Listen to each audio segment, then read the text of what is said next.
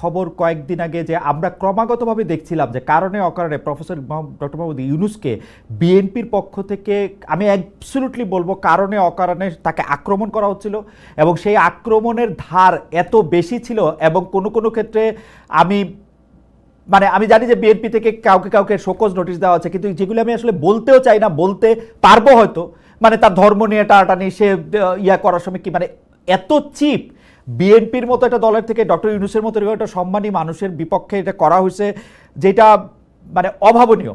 আমরা একটা খবর পড়েছি যে বেগম খালেদা জিয়াকে ইন্টারভেন করতে হয়েছে, বেগম খালেদা জিয়াকে বলতে হয়েছে যে তোমরা এরকমটা করো না, তারপরে পরিস্থিতি অন্যরকম হয়েছে। এই ব্যাপারটাকে আপনার জানা আছে কিনা? আমরা দেখতে পাচ্ছিলাম যে ডক্টর ইউনূসকে শত্রু বানিয়ে তোলার এবং এজিফ ডক্টর মোহাম্মদ ইউনূস কি জানি কি করতেছেন, যেটা আমরা আসলে প্রতিহত করতে হবে এই মুহূর্তে। উনি যেন একটা বিরাট স্বৈরাচার, এরকম একটা জিনিস বিএনপির পক্ষ থেকে প্রচার বা করা হয়েছিল। ধন্যবাদ খালেদ মহিউদ্দিন ভাই। আসলে রাজনীতির মধ্যে একটা নতুন ডাইমেনশন যোগ হয়েছে এই টক শো গুলো। এখন টক শোতে যখন আমরা বসি তখন আমার পেছনে তো কেউ নেই, আমার আশেপাশে কেউ নেই ধরিয়ে দেওয়ার জন্য যে আমি কি করব। আমি আপনাকে একটা এক্সাম্পল দিতে পারি। শহীদ প্রেসিডেন্ট জিয়াউর রহমানের সময় একজন রাজনৈতিক নেতা, অত্যন্ত বিখ্যাত রাজনৈতিক নেতা, তিনি আরেকজন রাজনৈতিক নেতার বিপক্ষে, একজন প্রয়াত রাজনৈতিক নেতার সম্পর্কে খুব আজে বাজে বলা শুরু করলেন। উনি উঠে গিয়ে তার পিঠে হাত দিয়ে দুইটা চাপড় দিলেন, তারপর উনি ঠান্ডা হয়ে গেলেন। আমি যখন টকশোতে বসেছি খালেদ ভাই, তখন আমি অনেক কথাই বলে ফেলতে পারি, স্লিপ অফ টাং বলতে পারি, জজবার কারণে বলতে পারি, অথবা আমার সমর্থকদের সস্তা বাহবা পাওয়ার জন্য বলতে পারি। এটা সঠিক না। এবং এই ধরনের ঘটনা যখনই ঘটেছে বিএনপির পক্ষ থেকে শোকজ দেওয়া হয়েছে, আগেও দেওয়া হয়েছে। এবং আপনাকে আরেকটা জিনিস আমি নিশ্চিত করতে পারি, এই ধরনের একটা না ঠিক আছে ওয়াহিদ ভাই, আপনি নাহলে এটা নিশ্চিত করলেন, কিন্তু আপনি আমাকে এটা বলেন ডক্টর মোহাম্মদ ইউনূসের এগেনস্টে একটা স্মিয়ার ক্যাম্পেইন যে ডক্টর মোহাম্মদ ইউনূস 5 বছর ক্ষমতায় থাকতে চান, তিনি ক্ষমতা ছাড়তে চান না, তার অনেক ভালো লাগতেছে ক্ষমতায় থাকতে এবং তিনি বিভিন্ন রকম ষড়যন্ত্র করতেছেন এর সাথে তার সাথে, এগুলি বিএনপির পক্ষ থেকে বলা হয় নাই। টকশো কথা আপনি বাদ দেন, সভাতে বলা হয় নাই, শীর্ষ নেতৃত্বের পক্ষ থেকে বলা হয় নাই। বলা হয়েছে প্রত্যেকটাকেই তাদেরকে নিরুৎসাহিত করা হয়েছে বলার ক্ষেত্রে। আরেকটা বিষয় আমি আপনাকে বলতে পারি, এটা আমার ধারণা যে অনেকেই আহত হয়েছে উনি যখন নাকি জাপানে গিয়ে একটা তথ্য দিলেন, সংবাদ সম্মেলনে একটা কথা বললেন, সেটা হচ্ছে যে শুধুমাত্র একটি দলই নির্বাচন চাচ্ছে।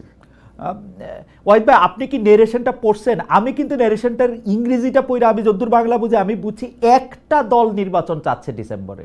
উনি শুধু একটা দল বলে নাই, এবং সেইটা উনি সিগনিফিকেন্স আরোপ করার জন্য এই আর্টিকেলটা ব্যবহার করছেন। একটা একটা বড় দল, আমি যদ্দূর ইংরেজি বুঝছি আর কি। ইটস নট যে একটা মাত্র উনি বলছেন। এটাও বিএনপির একটা আমি বলবো যে না এটা নিউজ মিডিয়াগুলোর আচ্ছা মানলাম, মিডিয়াগুলো এই ধরনের কাজ করে। আবার এটাও সঠিক খালেদ ভাই, সেটা হচ্ছে আপনি যখন সরকার প্রধান হবেন আপনার আচরণটা সরকার প্রধানের মতোই হওয়ার।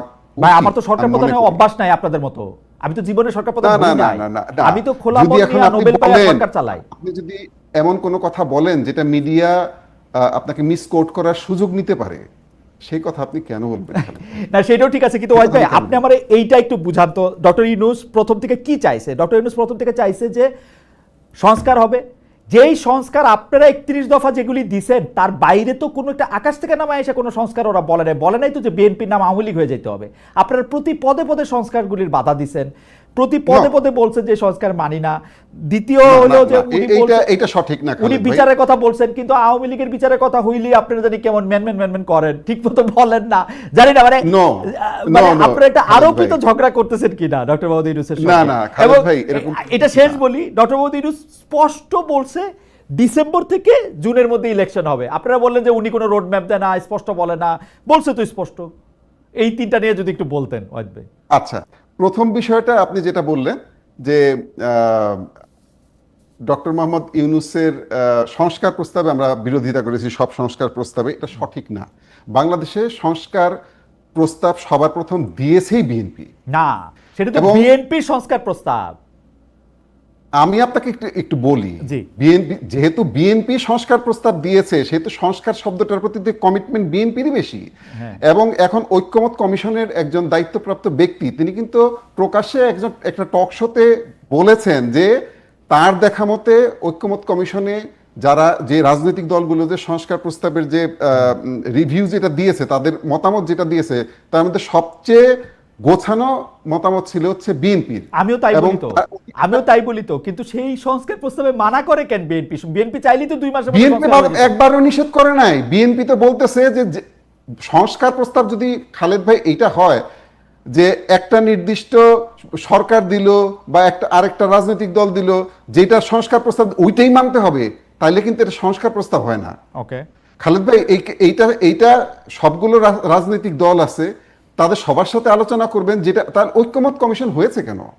এখন এইটা আমি বলবো যে এটা একটা মিডিয়া ক্যাম্পেইন চলেছে বিএনপির এগেনস্টে, যে বিএনপি সংস্কার চাচ্ছে না। এখন যদি আমি বলি যে অন্যরাও তো সংস্কার চায়, আমি একটা একটা করে ধরাই দিতে পারবো যে কে কোন সংস্কারের বিরোধিতা করতেছে। এইটা আমার কাছে মনে হয়েছে কিছু শিশুসুলভ আচরণ মনে হয়েছে। যেমন যারা যারা সংস্কারের এই প্রস্তাব মানবে না, যে যেই ধারার বিপক্ষে থাকবে, সেটা ইন্টারনেটে আমরা পাবলিশ করে দেবো। এটা আমার মনে হয়েছে যে আমরা যখন বাচ্চা ছিলাম, আচ্ছা, আমাদের মধ্যে দেখা যেত কেউ কোনো কিছু করলে পাবলিক টয়লেটে গিয়ে নাম লিখে দিয়ে আসতো, ওই ধরনের আচরণ। না ওয়াহিদ ভাই, সেটা ঠিক আছে।